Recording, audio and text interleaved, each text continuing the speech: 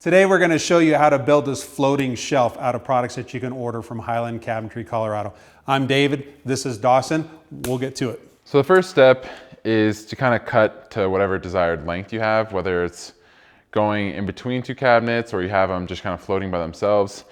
Basically just cut that nosing. We're just going to do 12 inches. We're going to make some small examples of different ways to basically build the shelf. When you're cutting the inner skeleton of the floating shelf, we stack the top and the bottom of the shelf together with the nosing like so. And then when we cut this inner skeleton, we slightly undersize it just so that when you do the final assembly, your tops and bottoms are not running proud where you see the core.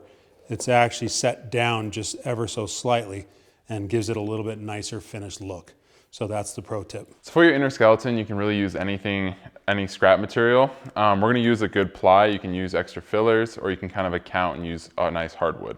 It's kind of up to you. So the main purpose of us building this skeleton inside the floating shelf is what we wanna do is give it the ability to expand across greater distances. So what we're trying to do is build a lamination of top, center skeleton, and then the bottom where you're allowed to, so you actually have the ability to keep it from flexing too much. It's a lamination of products. So depending on how far we expand or stretch across an area is how strong we'll actually build this interior skeleton. Sometimes we'll add additional ribs into it, but it just depends on how far we're gonna go.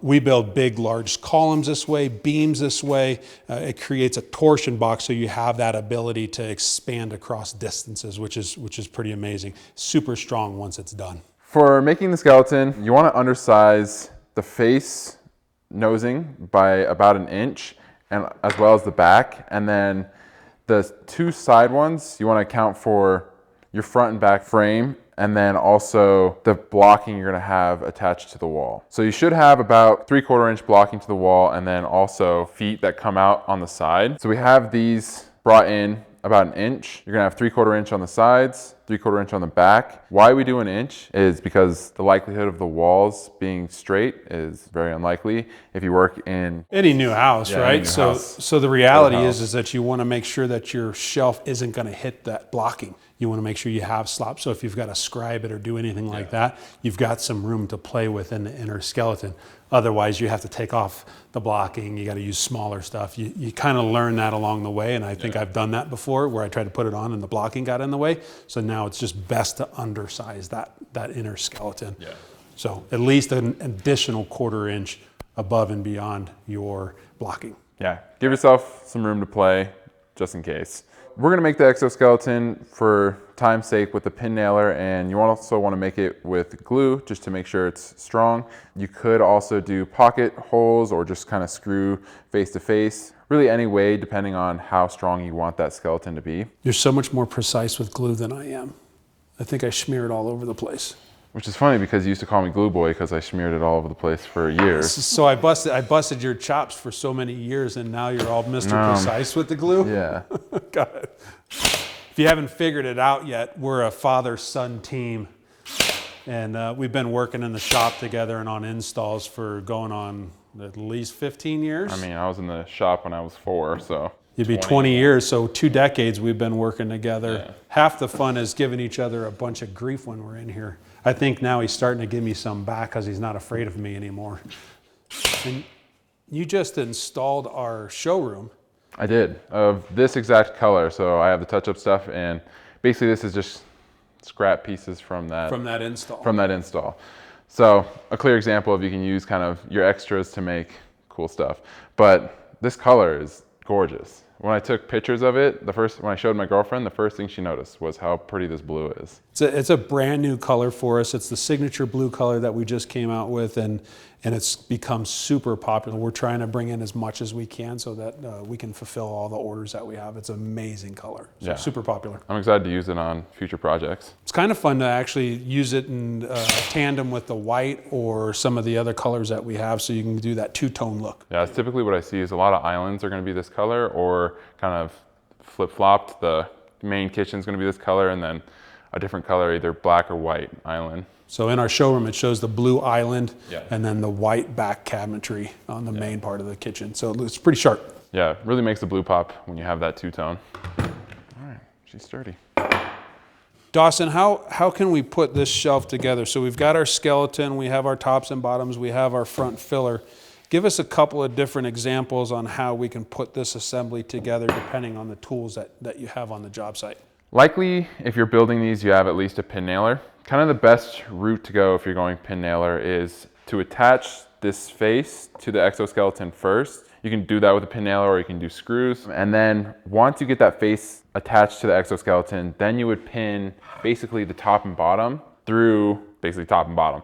You want Not through the filler. Yeah, you want to avoid going through the filler because when you look at these, the first thing you're going to see is that face. And if you just see little pin nails, you're going to notice it no matter how much you fill it, unless you completely fill it and then respray it. So screw the exoskeleton to the face and then pin nail the top and bottom to that exoskeleton with some contact adhesive like liquid nail, just to make sure it all sandwiches together and lasts a long time. One of the things that we wanted to show you while we got these pieces is this is just a common 3-inch filler that we use. Yeah. You can get it in any color that we offer. It's just a normal 3-inch filler. You can do a 6-inch face if you want to make them a little fatter. And then we're just using, because we had leftover 1/2-inch material from the install yesterday, we're using a 1/2-inch top and bottom.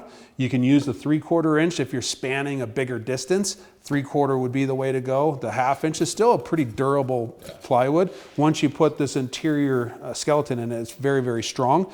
But that's just components coming together to make a floating shelf. So really a great way to utilize products that we have in stock that you can flex to do different things outside of just your normal kitchen install. So one of the ways is the pin nail, but we also, one of the new tools that we have is the new Festool Domino tool, and it really makes for strong joints, especially if we're spanning an extra distance and we want it to be a very, very strong installation. We actually use the domino. We'll use the kind of the mortise and tenon domino to adhere this face to the board itself. So that would come together with that domino.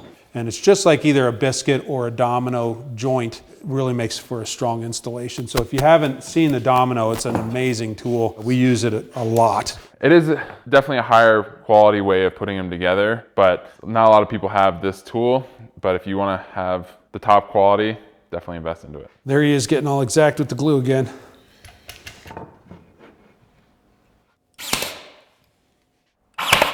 Get that face on first, and then you can glue top, bottom, set it on there, and then just pin through the top and also through the bottom. No nails in the face to avoid seeing kind of how it was assembled. Just a much cleaner way to do Yeah. that. Anytime you nail through the face of any trims and any cabinetry, you see it in the glares of sunlight and lighting. You can see the nail holes. You want to stay away from that on most installations and try to hide nails wherever you can. So it's Yeah. just going to make a higher quality installation. One of the things that we actually like to show is the ability to make custom touches to your installations.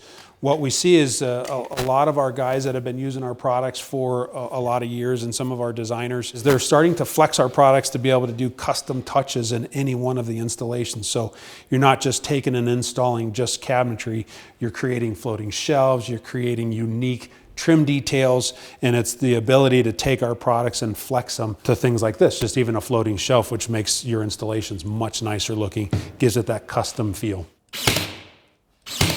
And you're kind of nailing at an angle.